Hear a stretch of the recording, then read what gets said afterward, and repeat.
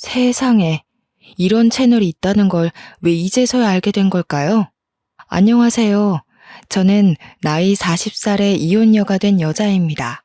정말 제 인생에 이런 일이 생길 거라고는 전혀 생각도 하지 못했고, 제가 이혼을 하게 될 거라고는 상상도 한 적이 없었습니다. 나이 40이 적다면 적고 많다면 많은 나이지 않겠어요? 지금 나이에도 충분히 좋은 사람 만나서 새 출발할 수 있을 거라 생각은 하지만 그럼에도 불구하고 참 씁쓸하네요. 제가 지금부터 풀어나갈 이야기는 조금 답답할 수도 혹은 일부분 시원할 수도 있는 이야기입니다. 저에게는 크나큰 상처이긴 했지만 모든 일이 다 지나간 뒤 다시 생각해보니 지금이라도 탈출하게 된 게 참으로 다행이지 않나 싶네요. 하늘이 저를 조금 더 빨리 도와주셨다면 더 좋았을 테지만요. 그러면 미뤄둔 이야기를 지금부터 꺼내보겠습니다. 저는 고등학교에 진학하면서부터 정신을 차리고 공부를 하게 된 케이스입니다. 대기업에 취직하겠다는 일념 하나로 17살 때부터 코피 쏟아가면서 공부를 했습니다. 고등학교 다니던 시절에 일찌감치 워드 자격증도 땄고요. 공부를 하는 틈틈이 한자 급수 시험도 보고 했습니다. 오로지 취업을 빨리 하겠다는 일념 하나로 만들어낸 결과물이었습니다. 부모님은 커서 뭐가 되려고 저렇게 악착같이 사냐고 했는데 그 결과물이 바로 대기업 입사였네요. 대학 다니던 시절에도 인턴십 참여에 불을 켜고 달려들었고 중간에 교환학생 프로그램도 선정되어 다녀왔습니다. 줄줄이 늘어놓는 이유는 제가 대기업 취직에 성공을 했고 능력도 인정받아 초특급 승진을 했기 때문입니다. 저와 남편이 만나게 된 자리도 회사였기 때문에 회사 이야기를 빼놓을 수가 없네요. 같은 대기업에 다니면서 서로의 연봉도 다 알 만큼 친한 사이였는데 원래 오빠가 여보 되는 거 아니겠습니까? 남편은 저보다 나이는 많지만 6개월 뒤늦게 입사를 했고 당연히 저보다 직급이 낮았습니다. 제가 초특급 승진을 했다고 했잖아요. 인턴도 지금 다니던 회사에서 시작했고 입사하자마자부터 큰 프로젝트에 발탁이 되어 두각을 드러냈습니다. 당연히 윗선에서는 저를 이쁘게 봐주셨고 동기들이 일찌감치 결혼을 하면서부터 제가 더 자리를 차지하기가 좋아졌습니다. 남편은 제가 직급이 더 높고 제가 더 회사에서 자리를 탄탄하게 잡고 있다는 사실을 못마땅해 했습니다. 약간 남자는 하늘이다 그런 마인드로 사는 경상도 집안의 첫째 아들이었거든요. 연애할 때부터 그런 것 때문에 조금 부딪히긴 했지만 그냥 저도 남편의 자격지심이다 하고 넘어가기 시작했어요. 연애할 때도 그렇게 계속 제가 연봉이 더 높고 직급이 높다는 이유로 빈정거리는 빈도수가 꽤 있었거든요. 처음에는 그걸로 불같이 화도 내고 헤어지기도 했었는데 결국 남편에게 저는 필요한 사람이었기에 다시 만나게 되었습니다. 하지만 그 빈정거림이 쉽게 사라지진 않았죠. 밥을 먹으러 갈 때도 돈 더 잘 버는 네가 사라면서 비싼 초밥집 가서 밥을 먹질 않나. 그래놓고 지가 살 때는 냉동 삼겹살집 데려가고요. 커피를 마실 때도 제가 살 때는 케이크며 쿠키며 엄청나게 사서 주머니에 꾸역꾸역 챙겨가질 않나. 물론 지가 살 때는 아이스 아메리카노 한 잔 사고 끝이고요. 뭘 하려고 하면 돈 잘 버는 네가 사는 거지? 를 입에 달고 살았습니다. 처음에는 그게 너무 꼴보기 싫어서 몇 번이나 그만 만나자고 했습니다. 그런데 또 그만 만나자고 하면 저한테 빌어요. 저 아니면 안 된다고 울고 불고 매달리더라고요. 그리고 또 한동안은 그런 소리 없이 저한테 잘해줘요. 그래서 마음이 약해져서 속아 넘어가지고 하다 보니까 저도 그 빈정거림에 무뎌지더라고요. 시간이 물 흐르듯이 흐르고 어느 정도 나이가 차니까 결혼 이야기가 솔솔 나오더군요. 사실 그때까지도 저는 확신이 없었어요. 이 사람과 오래 연애하긴 했지만 결혼해서 평생을 살아야 한다고 하면 글쎄요. 매일같이 싸우기만 할 것 같고 행복하지 않을 것 같아서 결혼까지는 못하겠다고 생각했죠. 그런데 양가의 생각은 조금 달랐습니다. 시댁에서는 똑부러지고 할 일 잘하는 제가 꼭 며느리가 되었으면 한다고 몇 번이나 저를 붙잡았고요. 저희 집에서는 성격 더러운 저를 받아줄 사람은 남편뿐이라는 이유에서 결혼을 서둘렀습니다. 동기들은 죄다 결혼해서 애가 둘이고 셋인데 저는 아직 시집도 못 갔으니 조바심이 날 수밖에 없었을지도 모르죠. 그렇게 제 의사와 상관없이 결혼식 준비가 한창일 때도 남편은 저에게 모든 걸 떠맡겼습니다. 그때 저는 큰 프로젝트의 중심에 있었기에 시간이 매우 부족했음에도 불구하고 남편이 모든 걸 저에게 맡기는 바람에 결혼식 준비까지 해내야만 했어요. 왜 저한테 오롯이 다 맡겼는지 궁금하시죠? 제 취향이 까다롭거나 신부가 제일 빛나야 하는 자리니까 그런 이유도 아니고요. 단지 제가 더 돈이 많다는 이유였습니다. 돈 많은 사람이 결정권을 가져야 편하다고 지는 손 놓고 있었던 거죠. 저는 그런 남편을 전혀 이해할 수 없었고 속으로 정말 욕도 많이 했지만 좋게 생각하려고 노력했습니다. 이미 주위에도 결혼한다고 소문이 다 났고 제일 중요한 회사에서도 소문이 다 났기 때문에 이제 와서 무르기에 늦었다고 생각한 거죠. 저에게도 체면이라는 게 있으니까요. 결혼은 반반 결혼하자고 했더니 대출은 제 이름으로 받자고 하더군요. 이유는 당연히 제가 더 잘 벌기 때문이죠. 소식을 들은 친구들이 제가 아깝다면서 저를 뜯어말리기까지 했습니다. 딱 봐도 생긴 게 좀팽이 같고 속도 좁아 보이는데 그런 지옥구덩이에 가냐고 하면서요. 결혼을 한 친구들은 저에게 평생 비혼으로 커리어 지키면서 살 줄 알았다고 결국 너도 어쩔 수 없이 시집을 가는구나 하면서 안타까워했어요. 그 이야기를 듣자마자 경력 단절이 막 떠오르면서 파혼할까 싶기도 했습니다. 저도 매일 밤잠을 못 잘 정도로 엄청난 고민을 했어요. 근데 제가 이런 고민을 하는 게 티가 났는지 제 눈치를 보면서 저한테 엄청 헌신하는 척 하더라고요. 평소에도 제 기분이 나빠 보일 때 열심히 옆에서 비위를 맞춰주는 사람이긴 했거든요. 뭐 결혼 준비하면서 스트레스 받나 보지 싶었는지 뜬금없이 꽃다발을 선물로 주기도 하고 비싼 레스토랑에 데려가기도 하고요. 평소에는 선물하지 않던 비싼 브랜드의 목걸이도 선물을 해주더군요. 솔직히 그런 선물 받으니까 싫진 않았어요. 부모님 말씀대로 제 성격을 이만큼 받아줄 사람이 어디 또 있겠냐 싶기도 하면서 그냥 다들 이렇게 살겠지 하는 마음으로 결혼식까지 진행했습니다. 결혼식을 진행할 때부터 맡고 있던 프로젝트에 갑자기 스폰이 붙으면서 점점 규모가 커졌어요. 정말 신혼이라는 걸 까먹을 정도로 바빠서 회사에서 숙식을 해결해야 할 때도 있었습니다. 야근은 밥 먹듯이 하고 주위에서도 기대감이 엄청나게 컸습니다. 남편은 제가 집에 들어오지 않는 것에 대한 불만보다 제가 그 큰 프로젝트의 주축이라는 걸 더 고가워했어요. 이제 혼인신고도 했겠다. 저에 대한 자격지심을 숨기지 않고 드러냈습니다. 그게 불과 결혼한 지 3개월 만에 일어난 일이었습니다. 8개월간 이뤄진 큰 프로젝트는 엄청나게 상황한 채로 끝났습니다. 그래서 저는 성과급도 정말 상상할 수 없을 정도로 많이 받았고요. 승진 자리도 내정되었다는 소리를 들을 정도로 축하를 받았습니다. 당연히 임원급 사람들에게 들은 이야기였기에 제 승진에 토를 달 사람은 한 명도 없었습니다.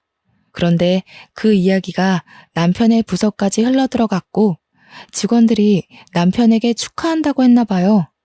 성과급도 많이 받고 승진까지 따놓은 당상이라며 결혼하고 아주 잘 됐네. 이런 식의 칭찬이요. 자격지심이 강한 남편이 그 소리를 과연 곱게만 들었을까요? 그날 이후로 남편은 집에서든 회사에서든 저를 경쟁의 상대로 보는 건지 뭔지 저에게 아주 기분 나쁜 티를 팍팍 냈습니다. 예를 들면 회사 일에 미쳐서 집안일은 전혀 돌보지 않는다고 이야기를 하질 않나, 시댁에 전화 걸어서 제가 밥 한 끼 안 차려준다고 욕을 하질 않나 하면 시모가 저한테 전화해서는 진짜 결혼해서 밥 한 번 안 차린 게 맞냐고 물어보기까지 했어요. 아니, 회사 일이 바쁜데 어떻게 합니까? 저는 정말 제 명예를 위해서라면 어떤 일이든 해낼 수 있었거든요. 고등학교 입학할 때부터 목표에 두었던 대기업 입사였는데 당연히 밥 차릴 시간에 프로젝트 하나 더 따낼 생각을 해야 되지 않겠어요? 저는 남편에게도 솔직하게 이야기했어요. 나에게는 뚜렷한 목표가 있고 그걸 해내기 위해서는 밥 차리는 시간까지 모조리 회사에 쓰고 싶다고요. 남편은 대인배인 척 알겠다고 했지만 그걸 빌미로 시댁에 저를 욕하고 싶었던 거였겠죠. 저는 시댁에 제 욕을 했다는 것 자체를 이해하지 못했고 그걸로 남편과 저는 조금 싸우게 되었습니다. 한창 좋아야 할 신혼에 부부싸움이 잦으니 정말 지치더라고요. 결혼한 지 6개월도 안 돼서 이혼하는 부부도 있나 인터넷에 검색까지 해봤다니까요. 그렇게 서로 마주보고 밥도 안 먹고 지내기를 반복하다 남편이 저에게 이야기를 좀 하자고 하더군요. 그래서 못 이기는 척 화해를 해야겠다 싶었는데 남편은 저에게 아주 기가 막힌 이야기를 했습니다. 나 사업을 해볼까 하는데 어차피 대기업에 다녀도 당신보다 벌지도 못하니까 회사 때려쳐도 되지 않을까? 당신이 버는 돈이면 우리 둘 먹고 사는데 문제 없으니 더 늙기 전에 도전하고 싶어. 그게 무슨 귀신 씨나라 까먹는 소리야? 지금 우리가 대기업에 다니고 둘 다 맞벌이를 하니까 돈도 모으고 대출도 갚고 안정적인 거지. 당신이 여기서 그만두면 우리 당장 대출 갚는 것도 힘들어질 텐데 저는 남편을 뜯어 말려야만 했습니다. 객관적으로 보나 주관적으로 보나 남편은 그냥 남 밑에서 시키는 일이나 잘하고 사는 게 적성에 맞는 사람이거든요. 프로젝트에 투입되었다가 이리 끌려다니고 저리 끌려다녀서 잘린 것만 2번 봤는데 뭘 믿고 사업을 한다는 건지. 솔직히 사업을 한다 치면 저 같은 사람이 하는 게 더 어울리거든요. 제가 반대를 하고 나서자 남편이 또 뾰루퉁한 얼굴이 되길래 일단 구체적인 사업 계획이나 들어보자 했습니다. 이 사이트 보이지? 이게 중국에서 운영하는 사이트인데 도매 물건들을 파는 곳이야. 중국에서 싼값에 물건을 사와다가 우리나라에서 파는 거지. 근데 처음부터 재고를 많이 가져올 필요도 없어. 도매면 보통 최소 수량이 100개, 1000개 이러지 않아? 근데 이 사이트는 10개만 사도 돼. 매장이나 이런 데서 팔겠다는 건 아니고 나도 인터넷 사업자내서 인터넷 쇼핑몰 오픈하면 잘 될 것 같아. 요즘은 SNS 홍보도 하고 하니까 재고 떠안을 필요도 없고 괜찮지 않아? 이야기를 듣는데 사업 계획이 꽤 구체적이더라고요. 은근히 빈틈이 많은 사람인데도 사업 계획에 크게 빈틈도 없었고 배송 문제는 자기가 알아본 게 다 있다고 하더군요.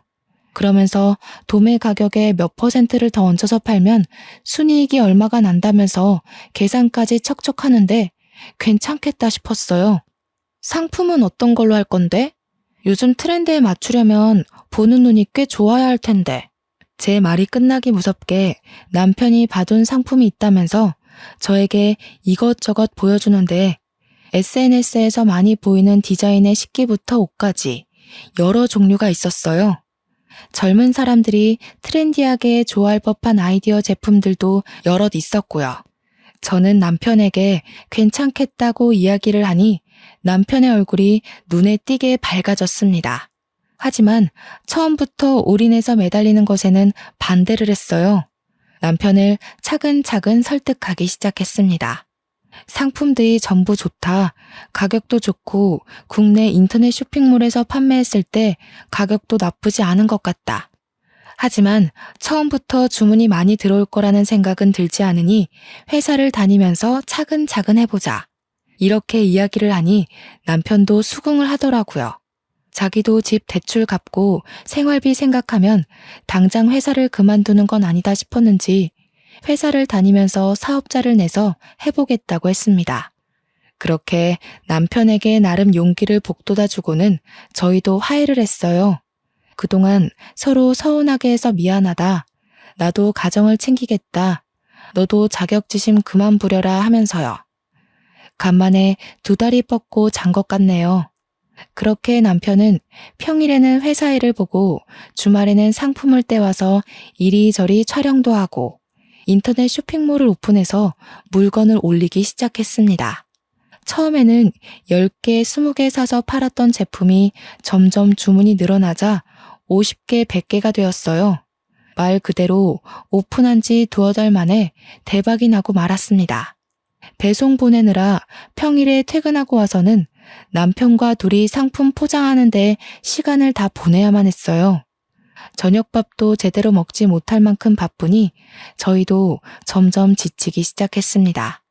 처음에는 작은 방에 물건들을 두고 재고를 파악해가면서 물건을 배송했는데 주문량이 늘어나니까 방 정리가 되지 않는 거예요. 창고를 하나 얻어서 물건을 쌓아야 할 지경이 오니까 남편도 저도 둘이서 할 수 있는 업무량이 아니다 싶었습니다. 물건 배송 나갈 걸 포장하는 와중에도 쉴 새 없이 주문이 밀려 들어왔으니까요. 트렌드가 또 얼마나 휙휙 바뀌는지 잘 아시죠? 새 물건은 계속 들어오고 집 거실까지 물건이 꽉 차서 발 디딜 틈이 없고 결국에는 집 근처에 크게 나온 지하 창고에 새를 얻어서 물건을 정리하기 시작했습니다.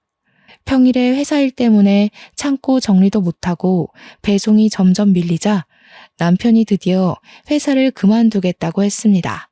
월 매출만 따져봐도 지금 남편이 버는 월급보다 훨씬 많은 돈을 벌 수 있었거든요. 남편의 성공과 동시에 저는 약간 불안해졌지만 남편에게 처음부터 약속했던 게 있었던지라 저는 퇴사에 찬성해줬습니다. 쇼핑몰을 시작한 지 6개월 만에 남편이 버는 돈은 제 월급보다 많아졌어요. 회사를 그만두고 직원을 2이나 뽑아서 배송 업무를 도맡아서 하게 했고요. 저는 점점 늘어나는 남편의 쇼핑몰 규모에 정말 입이 떡 벌어지고 말았죠. 남편이 남 밑에서 일해야 되는 사람인 줄 알았는데 사업에 정말 소질이 있었습니다. 제가 모르는 사이 맘카페 같은 곳에도 홍보를 했고 SNS 활동도 활발하게 하면서 사업을 점차 키우고 있었던 거죠. 대기업을 퇴사할 때도 조금은 섭섭해할 줄 알았는데 시원한 마음만 가득하다면서 정말 행복해했습니다. 그런 남편의 모습을 보면서 정말 용기 있는 선택이라고 생각했고요. 그런데 남편이 저보다 월급이 많아지고 사장님 소리도 듣고 장사가 정말 잘 되니까 점차 저에게 의쓰대기 시작했어요. 카드 하나 띡 던져주면서 앞으로 생활비는 본인이 책임지겠다면서 제가 버는 돈은 푼돈이니까 전부 저금을 하라는 거예요. 은행에 가서 펀드 가입도 하나 하고 적금도 들으라고 종용했어요. 그러면서 자동이체까지 걸어버리고 저한테 앞으로는 가계부도 쓰고 버는 돈 전부 모으고 있는지 확인하겠다고 저를 올가매는 거예요. 그 전까지는 제가 버는 돈이 더 많으니까 제가 옷을 사거나 가방을 사는 것에 뭐라고 한마디도 못하더니 월급이 역전되니까 저한테 그런 거 하나하나 허락받고 사라고 간섭을 하는 거죠. 하지만 저희도 대출금도 갚아야 하고 나중에 아이도 가질 계획이었으니까 돈을 모아야 한다고 생각은 했어요. 그래서 남편 말도 일리가 있다고 생각하고 돈을 모으기 시작했습니다. 본인이 받은 퇴직금은 투자를 하겠다며 주식에 다 쏟아부었습니다. 저는 그 돈으로 차라리 사업을 더 키워보라 했지만 지금도 충분히 버는데 더 키워봤자라며 제 말을 무시하더군요.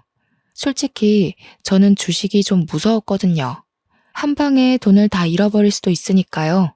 남편은 은근히 투자에 눈이 밝은 사람이었어요. 저를 은행에 데려가서 펀드 계좌를 만들게 했을 때는 손해가 날 수도 있다고 해서 겁먹었는데 남편이 골라준 종목마다 다 오르더군요. 남편의 퇴직금으로 쌓아올린 주식도 꽤 수익이 났다고 했어요. 제가 눈으로 직접 본 건 아니니까 진짜인지 아닌지는 모를 일이지만요. 그래도 똑부러지게 잘하니까 저도 점차 남편에게 의지하기 시작했습니다. 그러던 어느 날 남편이 직원 2명으로도 물건이 감당이 안 된다면서 직원을 더 늘리겠다고 하더군요. 원래 저와 일일이 상의하던 사람이었는데 장사가 잘 되고 주위에서도 사장님 하니까 이제는 일방적인 통보를 했어요. 어차피 제 사업 아니고 저는 대기업에서 여전히 일을 하고 있었기에 서운하진 않았지만요.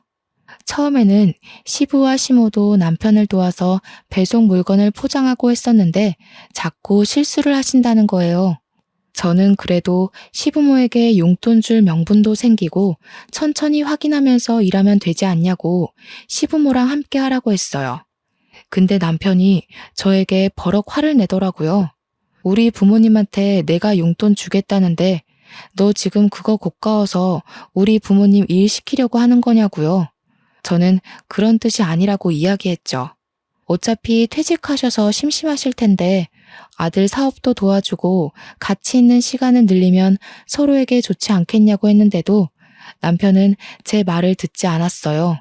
그저 시부모를 부려먹지 못해서 안달난 며느리처럼 저를 바라보았습니다. 억울했지만 뭐 어떻게 하겠어요.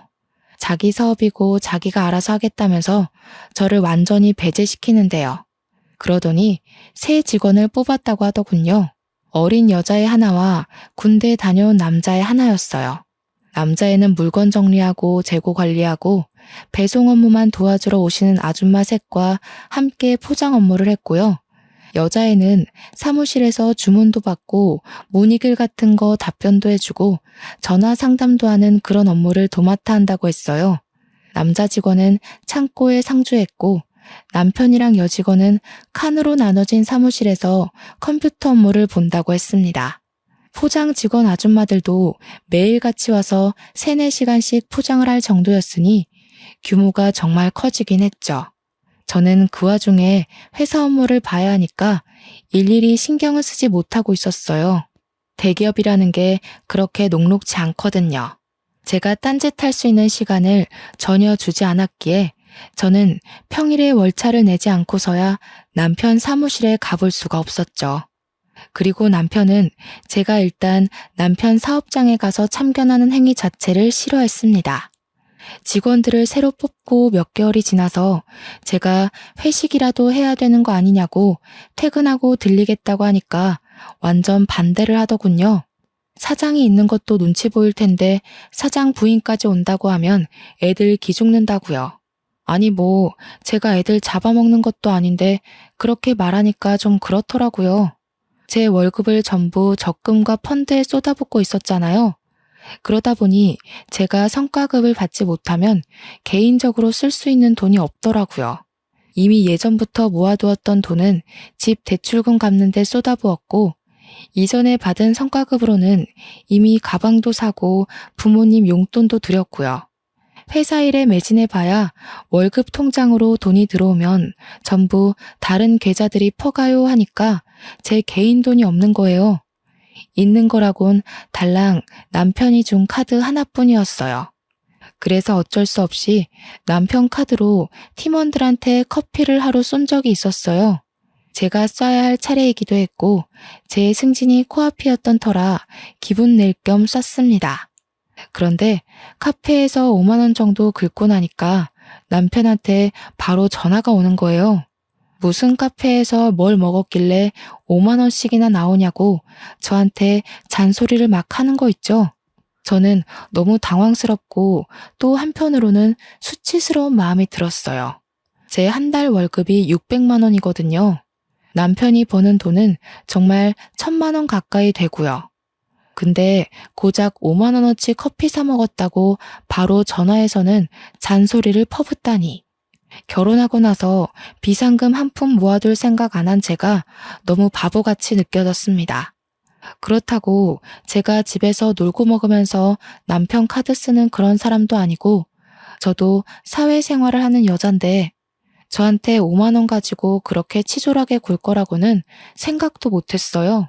점점 제 입지가 좁아지는 듯한 느낌도 들고 저도 결국 대한민국의 남편 눈치 보는 며느리가 되는 건가 하는 생각도 들었고요. 근데 거기서 끝나지 않고 남편이 갑자기 대기업 다니던 시절을 들먹이면서 자격지심을 또 부리는 거예요. 그깟 회사 다니면서 너한테 굽신거렸던 거 생각하면 열불이 뻗친다나 뭐라나. 진즉 사업을 했으면 그때 너한테 그렇게 수그릴 필요도 없었는데 이러면서 저한테 그 월급 받아서 뭐 할 거냐고 하더라고요. 고작 600만 원 벌면서 언제 벌어서 언제 쓰냐고. 저는 진짜 그 말을 듣는데 아니, 이 사람이 돈 좀 번다고 이렇게 달라질 수 있나 싶었습니다. 사업 시작한 지 1년도 안 된 사람이 너무 기고만장하다는 생각이 들었어요. 저한테 대기업 다니는 거 아무짝에도 소용없다면서 차라리 때려치우고 자기 일을 도우라는 거예요, 글쎄. 아시다시피 제 팀장 직함이 눈앞에 바로 있고 제 일에 얼마나 자존감이 넘치는지도 아는 사람이 저한테 저러니까 너무 짜증났어요. 그래서 저도 지지 않고 말했죠. 당신이 회사 다닐 때 성과를 못 내서 그만큼 벌었던 거지 나는 잘나서 잘 번다고. 누가 요즘 월급쟁이로 600만 원이나 벌겠냐고. 나 팀장 달면 연봉 더 오르는 거 알고 있냐고. 하지 말아야 할 말까지 해버렸죠. 당신 사업이 언제까지 잘 될 것 같냐고요. 그 말에 남편이 거품 물고 저한테 막 달려들었어요. 사업 망하라고 고사 지내는 거 아니냐, 자격지심 있는 거 아니냐면서 저한테 따지더라고요. 자기 사업 잘 되니까 배 아픈 거냐면서 애초에 사업 못하게 하려던 것도 저한테 굽신거리는 꼴, 평생 보고 살고 싶어서 그러는 거 아니냐고. 아니, 제가 사업이 잘 될지 안 될지 어떻게 알고 그런 생각을 하겠어요? 저도 말이면 단줄 아냐고 엄청 소리 높여서 이야기를 했고 결국 둘 다 부부싸움에 지쳐서 말도 안 하고 살게 되었습니다. 여자가 말이야, 남편 사업장 돕는 게 내조야 내조. 언제까지 그 사업이 잘 되기만 할 것 같아? 당연히 고정 수입이 있어야지. 누구 하나가 잘 벌고 못 벌고가 중요한 게 아니라 어쨌든 먹고 살아야 할 고정 수입은 필요하지 않겠냐고. 내가 생활비도 넉넉하게 주고 있잖아. 카드 하나 던져주고 내가 뭘 사 먹는지까지 일일이 체크하면서 뭘 넉넉하게 준다는 거야. 나도 내 돈 다 묶여있지만 않으면 당신 돈 안 쓰고도 살 수 있어. 그날 이후로 남편과 저는 대화를 하지 않게 되었어요. 어차피 입을 열어봐야 서로 상처 주는 대화만 하게 되었으니까요. 그렇게 한 달을 넘게 냉전 상태를 유지하고 지냈는데 어느 날 남편이 직원들이랑 회식을 하고 늦게 들어오더군요. 술에 떡이 되어서 돌아왔는데 현관 입구부터 술 냄새가 나서 제가 눈살을 찌푸렸어요. 정직원이라고 해봐야 남자애 여자애 하나 있는데 무슨 이 시간까지 술을 먹나 싶기도 했고요. 남편에게 질문을 해봐야 술에 취해서 대꾸도 못하고 있길래 현관 앞에 쓰러져 있는 걸 낑낑거리면서 집 안으로 들였습니다. 그런데 남편의 멱살을 잡고 끌고 가는 와중에 와이셔츠 카라 부분에 여자 화장품이 묻어있는 걸 발견했어요. 이 남자가 여자가 있는 술집이라도 갔다 왔나 싶어서 잔소리를 하려고 하는데 인사불성돼서 말귀도 못 알아듣더라고요. 그래서 다음 날이 될 때까지 기다렸습니다. 주말이라 늦게 일어난 남편에게 눈 뜨자마자 추궁을 했어요.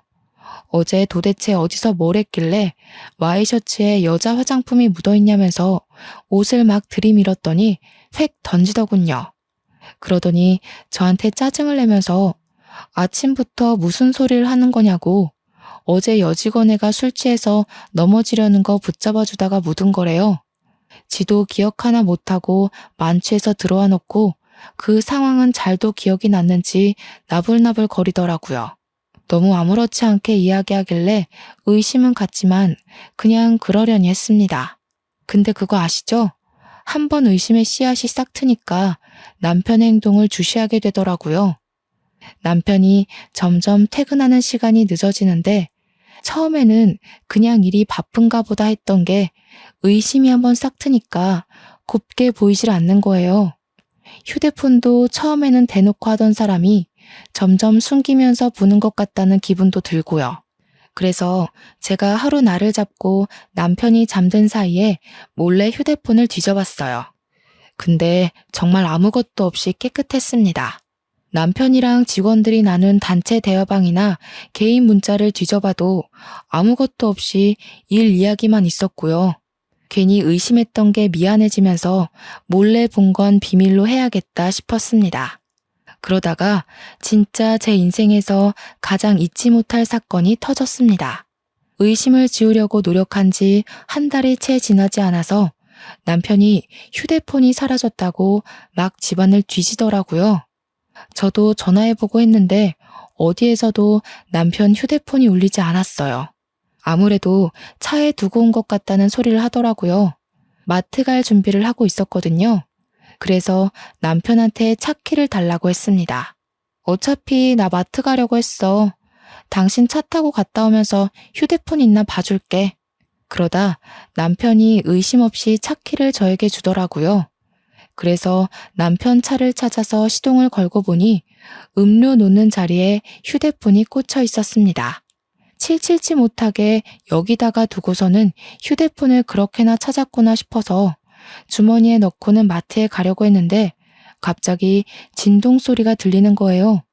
제 휴대폰도 주머니에 있는 남편의 휴대폰도 조용한데 진동 소리가 계속 들렸어요.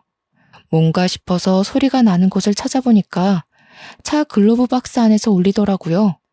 그래서 아무 생각 없이 글로브 박스를 열었더니 남편 휴대폰과 똑같은 기종의 똑같은 색인 휴대폰이 하나 더 있더라고요. 순간 등줄기에서부터 소름이 쫙 끼치면서 금기의 열매를 먹은 것 같은 기분이 들었습니다. 발신자를 확인하니 하트라고 되어 있었어요. 저는 덜덜 떨리는 손으로 전화를 받았습니다. 웬 여자가 여보세요? 하길래 제가 누구세요? 라고 반문을 했어요. 그러니까 여자가 누구세요? 하는 거예요. 그래서 제가 너 누구냐고 하니까 전화를 말없이 끊더라고요. 그래서 너무 어이가 없어서 남편에게 전화를 하려고 보니 제 주머니 속에 휴대폰이 있잖아요. 쎄한 느낌의 남편 것으로 추정되는 다른 휴대폰을 뒤져보려고 하니 비밀번호가 걸려 있더라고요. 이거 분명히 뭐 있다. 남편이 바람난 게 틀림없다 하는 생각이 들었습니다. 마트를 다녀와야 하니까 내비게이션을 딱 켰는데 거기서 또 소름이 돋더라고요. 최근 주소지 검색 목록이 생각나서 그걸 딱 눌렀는데 웬 오피스텔 주소가 엄청 찍혀 있는 거예요. 땡땡동 땡땡 오피스텔이라고 적혀 있는데 남편 사무실에서 10분 거리거든요. 저는 뭔가에 홀린 사람처럼 남편의 블랙박스를 뒤졌습니다. 블랙박스에 녹화된 목록을 하나하나 뒤져보는데 땡땡 오피스텔 앞에서 찍힌 녹화본이 있더군요. 숨죽여서 화면을 제 휴대폰으로 하나하나 녹화하기 시작했어요. 남편이랑 여자가 오피스텔로 들어가는 모습 전부를 날짜까지 정확하게 보이게 찍었습니다. 찍는 내내 손이 어찌나 떨리고 호흡이 가빠지는지 결혼할 때부터 할까 말까 떠밀리듯 결혼한 남편이었지만 바람을 핀다는 게 확실해지니 정말 깊은 배신감이 들었어요.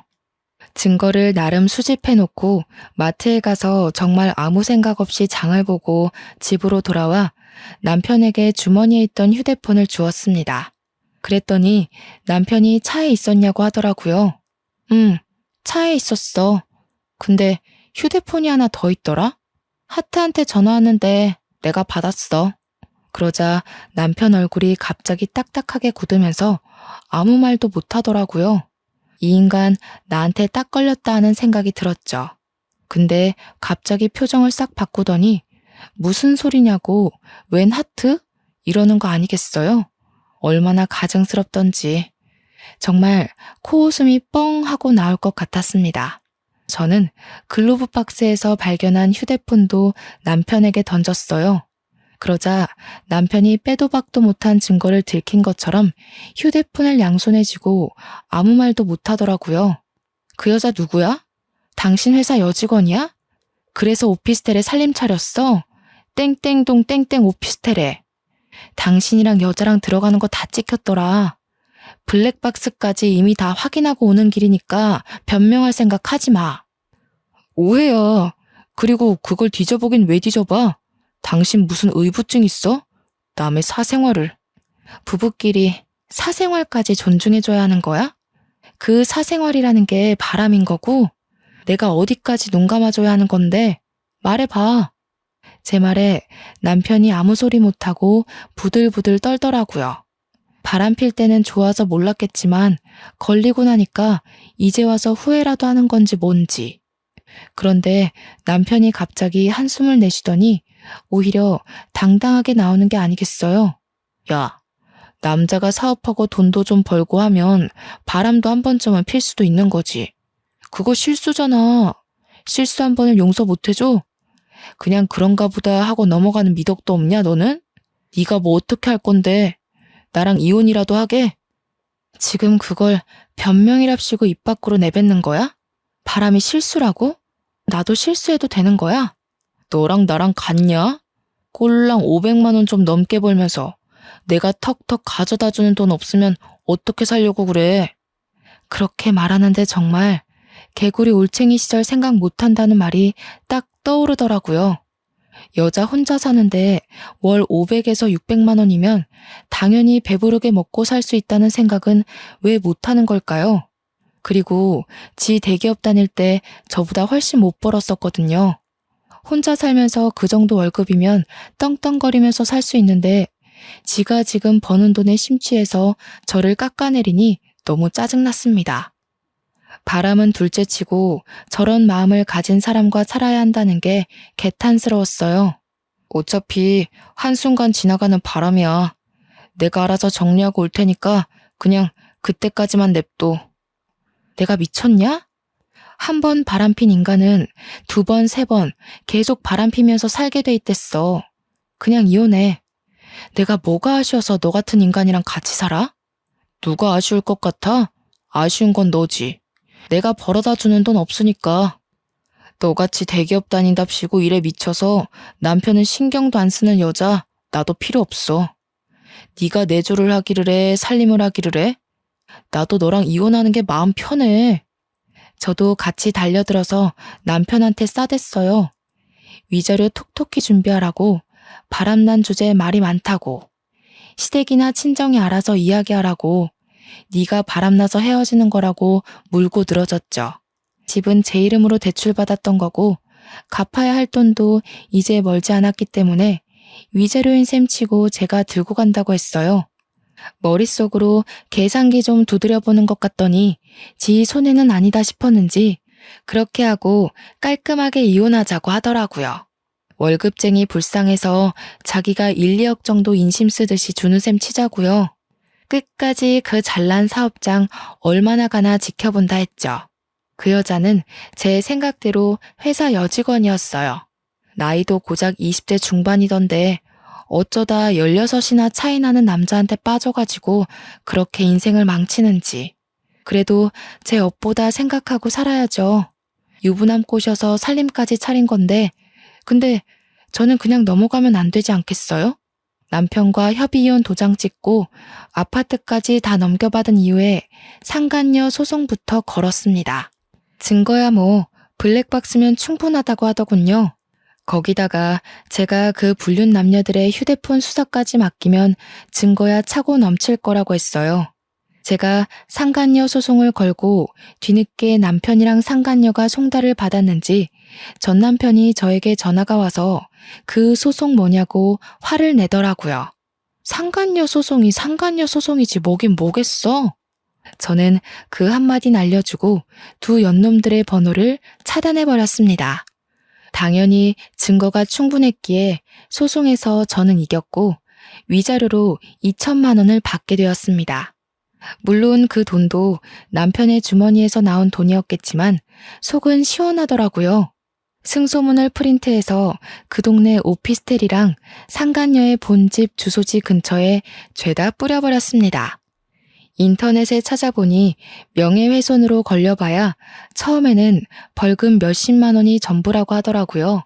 게다가 상간녀 아버지가 교육자라고 했으니 타격은 더 클 거라고 생각했거든요.